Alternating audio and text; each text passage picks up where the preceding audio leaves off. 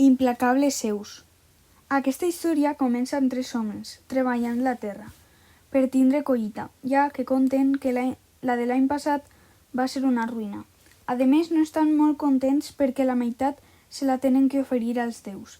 Mentre conversen, ens troben amb la pastora, amb qui parlen de la festa de primavera i es dirigeixen a ajudar amb els preparatius de la festa. Arriben als preparatius, un grup d'homes, un grup de dones i la pastora. En aquest grup de gent hi ha diferents opinions sobre la carn del bou. Està l'opinió de que cremen els ossos i deixen la carn, o al contrari, que cremen la carn per a oferir als déus. Mentre conversen apareix Zeus, que saluda a tot el món, i a més diu que des de sempre la carn és per als déus. Amb aquesta opinió molts homes i dones no estan d'acord.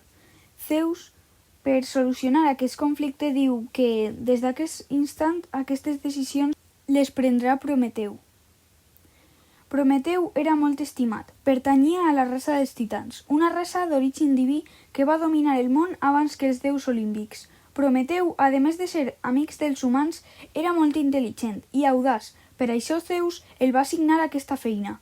Prometeu es va posar a pensar què fer, si donar la carn o els ossos als déus. De sobte va tindre una nova idea. I havia arribat el dia en què es repartia el bou. En un instant hi havia arribat Zeus. Prometeu li va deixar triar a Zeus el muntó que ell volgués. Zeus va triar el que millor aspecte tenia. Zeus no va tardar a descobrir l'error que havia comès, i és que Prometeu havia posat en un muntó la carn i les vísceres del bou, i ho havia tapat tot amb l'estómac de l'animal, que és la part més insípida. En l'altre muntó havia col·locat els ossos i els tendons, però els havia recobert amb el greix de l'animal, que li donava molt bona oloreta i un aspecte molt més apetitós. Lògicament, Zeus havia triat aquell muntó, així que, quan va arribar a l'Olimp i va descobrir l'engany, es va tornar boig de ràbia. Es varen posar en un semicercle tots els déus de l'Olimp. Zeus contava als déus que Prometeu els havia enganyat, i després d'una estona barallant, Zeus va trobar el càstig perfecte per als humans, deixar-los sense foc. Els humans pobrets estaven congelant, amb carn i peix cru. Prometeu, preocupat, va decidir pujar a l'Olimp a per una mica de foc. Per aquesta missió, Prometeu necessitava l'ajuda d'Atenea. La va buscar i la va trobar. Varen estar planificant i mirant els pros i els contres de pujar a l'Olimp. Al final, Prometeu va comptar amb l'ajuda d'Atenea, que li va dir que li contaria una història als déus per distraure'ls. Dit i fet, Prometeu va pujar al Mont Olimp, i mentre els déus escoltaven encisats les històries d'Atenea, Prometeu va prendre prestat una mica de foc. Va eixir victoriós fins que Zeus va veure des de l'Olimp que el foc tornava a la terra. La fúria el va descontrolar. Zeus, a part d'estar molt furiós, en aquell moment es va posar a pensar una estratègia per escarmentar als humans per sempre. Zeus va anar a una cova. Aquesta cova pertanyia al seu fill, Hefest, que era ferrer. Després de comentar què feia Hefest, que bàsicament feia espases, armadures per a cavalls, etc., Zeus va contar-li tot al seu fill, lo de Prometeu i el foc. Va anar al gra i li va dir que creara una dona. Ell va acceptar i li va dir al seu pare que tornara demà. Satisfet, Zeus es va anar, per tornar al dia següent, i tindre per fi la seva vengança. Al dia següent, Zeus va anar de nou a la cova del seu fill. De repent va quedar impressionat, i tenia tota la raó. Hefest realment havia creat una criatura preciosa, admirable, en definitiva, perfecta. Hefest li va demanar a Zeus que li posara el nom de Pandora, que significa plena de dons. Aquesta criatura tan perfecta mereixia que els 4 vents li insuflaran l'alè de vida. Zeus va criar tots els déus de seguida.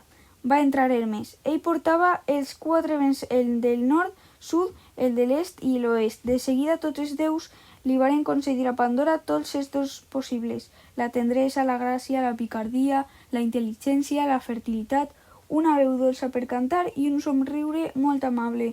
Pandora ja estava preparada per anar a la terra, però abans Zeus li va donar el seu regal, que va ser una caixeta i una cadeneta al coll, i per últim Zeus li va entregar la seva benedicció. L'últim do que li va donar Zeus va tindre conseqüències terribles. perquè aquest do era el de la curiositat.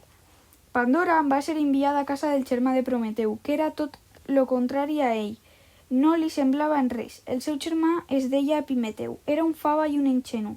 Al contrari, Prometeu era hàbil, astut. Mare de Déu, quina diferència! Quan Epimeteu va saber que Zeus li enviava un regal, es va posar més contents que unes pasqües. I quan va veure Pandora, totes les fletxes que tenia Eros caigueren sobre ell. Es va enamorar a l'instant. Epimeteu va anar a veure al seu germà Prometeu per demanar-li consell de què fer. Li va preguntar, però Prometeu no volia que el seu germà es casara amb Pandora. Però efectivament, Epimeteu es va casar amb Pandora. Un dia, el germà de Prometeu es va trobar a Hermes, que anava a portar uns missatges. Epimeteu li va dir a Hermes que estava molt feliç i s'anava a treballar al camp. En eixe moment, Pandora, que estava sola a la casa, va aprofitar per a obrir la caixeta que li va donar Zeus. I de repent, tot lo que hi havia a la caixa va eixir. Eren tots els mals que estan en l'actualitat. L'enfermetat, la bellesa, la mentira... Però encara hi havia alguna cosa bona, l'esperança, que l'havia posat de fest, que estimava molt Pandora. Gràcies a aquesta esperança, on no existirà la maldat, regnaria l'amor.